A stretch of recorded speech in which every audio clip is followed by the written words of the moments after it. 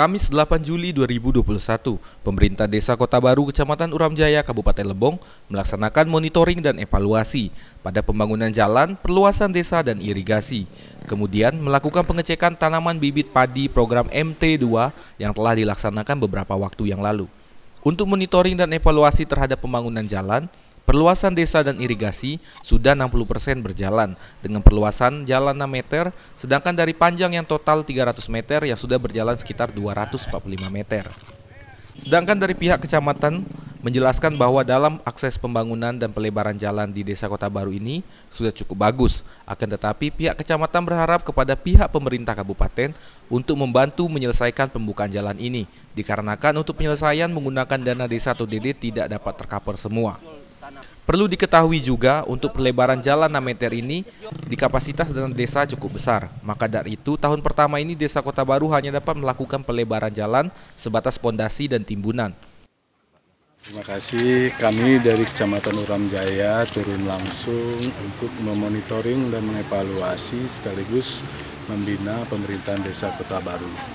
Dalam hal ini kita langsung terjun ke lapangan melihat fisik yang dibangun oleh pemerintahan Desa Kota Baru, yaitu pembukaan akses jalan untuk pengembangan pemukiman wilayah penduduk.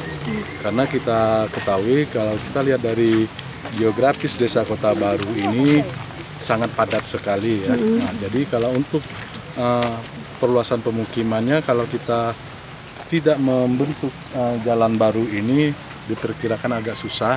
Nah, jadi pemerintah desa juga berharap setelah adanya pelebaran jalan, perluasan dan irigasi ini dapat membantu masyarakat, pertama dalam akses jalan. Pemerintah desa juga meminta masyarakat Kota Baru untuk mendukung penuh pembangunan ini agar bisa menyelesaikan dengan baik. Dan memberi bimbingan, mungkin teknisnya untuk kami melanjutkan pembangunan ini. Mudah-mudahan insya Allah dengan luas jalan yang kata Pak Camat 6 meter ini benar. Dan kemudian dalam rapnya hanya kami dengan timbunan dan pondasi rap kiri kanan diselesaikan. Insya Allah hal ini kami dapat melaksanakan.